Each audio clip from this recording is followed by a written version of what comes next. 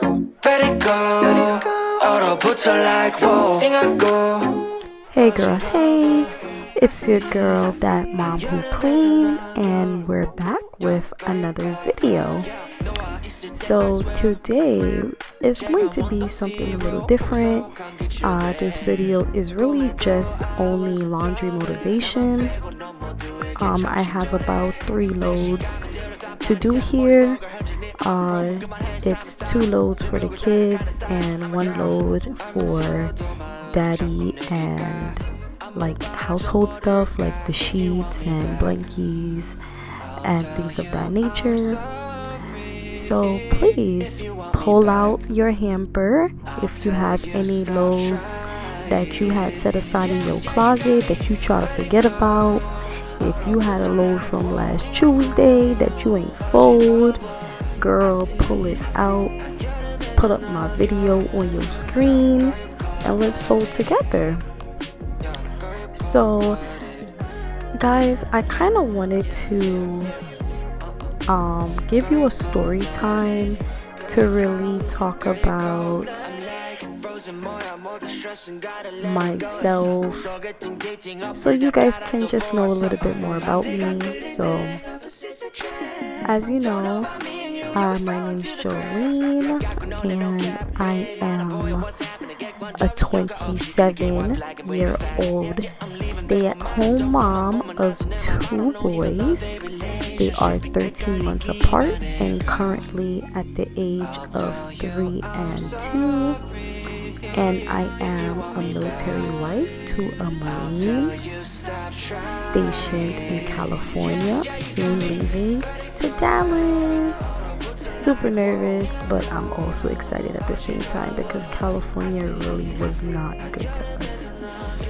But that's really about like a little background. One thing about me is that I have Sicklecell Disease, and for those who don't know, Sicklecell Disease is basically a disease where my blood, you know how your blood circulates throughout your whole body, your red blood cells. So my red blood cells, they circulate just like everyone else, but randomly they would one by one lose oxygen and turn into like a spike ball. Your red cells are usually shaped like a donut, but when they lose oxygen and start to die off, they turn into a spike ball. And when it does turn into a spike ball, that's when I get tremendous pain, and the pain can literally vary to any part of my body. No part is safe, literally no part. And sickle disease can also cause a lot of complications to any and all organs, mainly because our blood is the issue, and your blood is obviously what your organs use to keep on running like an engine. So there's a lot of times where I'm in the hospital for a few days or for a week or for even 2 weeks because of a pain crisis. A lot of times our pain crisis can escalate because we would end up getting a fever because we have some type of infection, and we can get acute chest, we can get strokes, heart attacks. We have to get our brains checked regularly, our eyes checked regularly, everything really. Our bones can start to die off due to the lack of oxygen, which create an arthritis-like situation, but that is formally called avascular necrosis. So a lot can happen with this disease that I have, so I'm always in and out the hospital. Now, with me being in and out the hospital, it's really not easy because that's when dad have to take over in terms of, you know, bringing the boys to school, picking them up, doing their bedtime routine, and doing it all over again for the duration that I am in the hospital for. So that's usually a difficult time for my family. So that's really something that we struggle with, that I struggle with.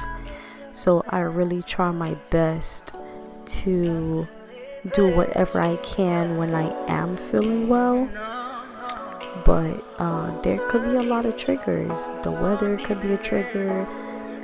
Me just doing too much activities, like just my regular day life, can be a trigger. Literally anything, just breathing, just existing is a trigger for us, and it sucks because we have to be in the hospital a lot, and being in the hospital is not fun. There's a lot of politics and things that we deal with in terms of discrimination, so it's really not fun.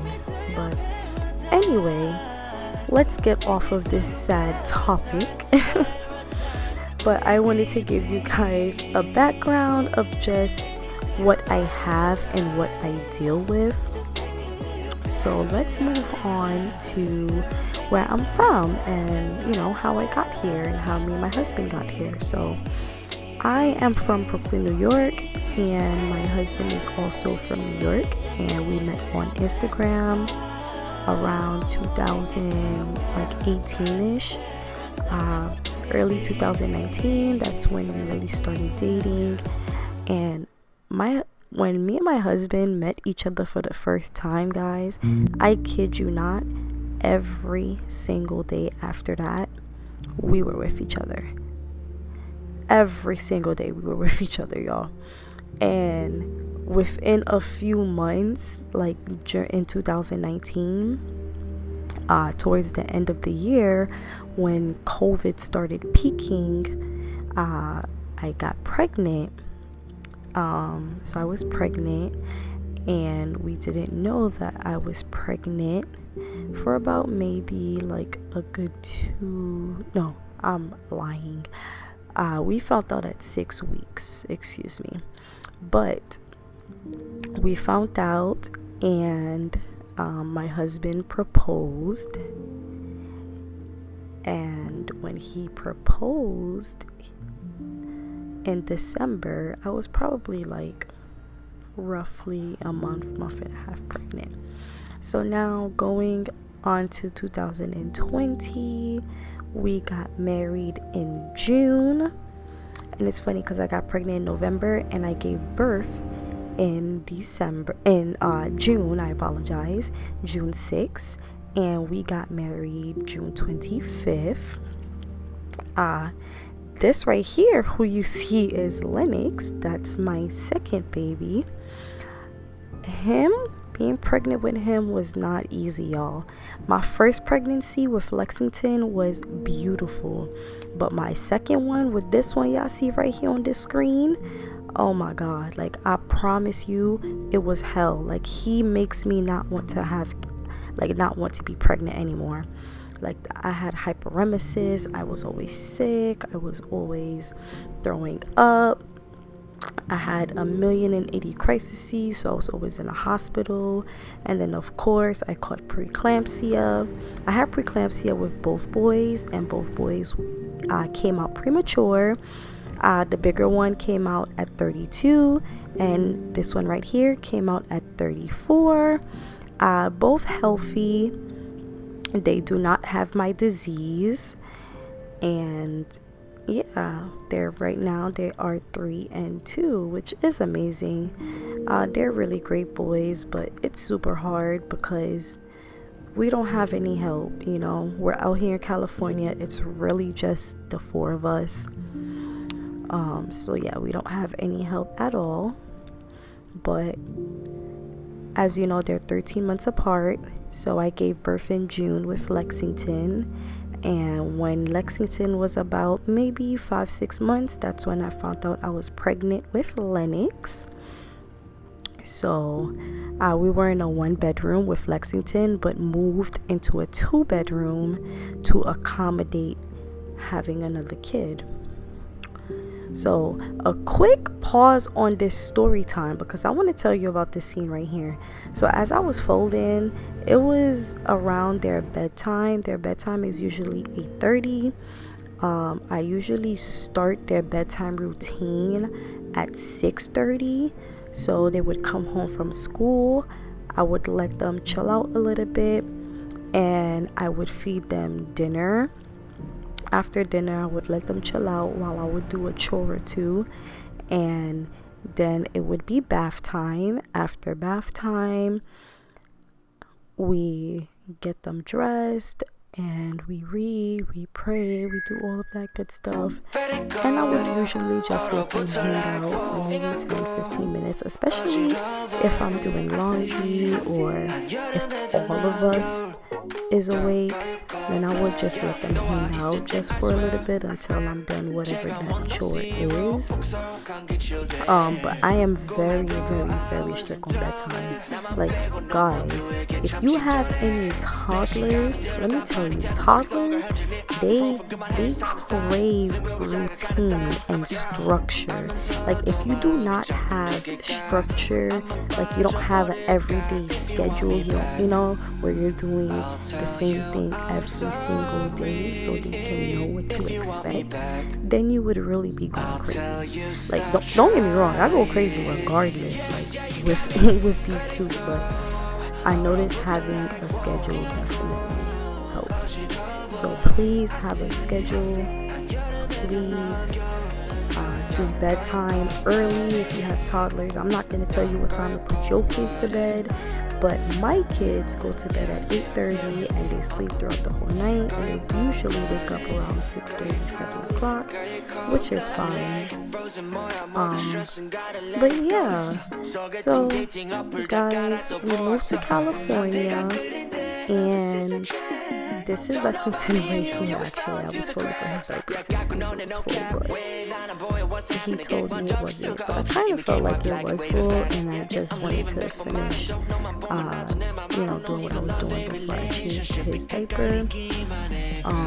So the baby really was just super clingy on me the whole time.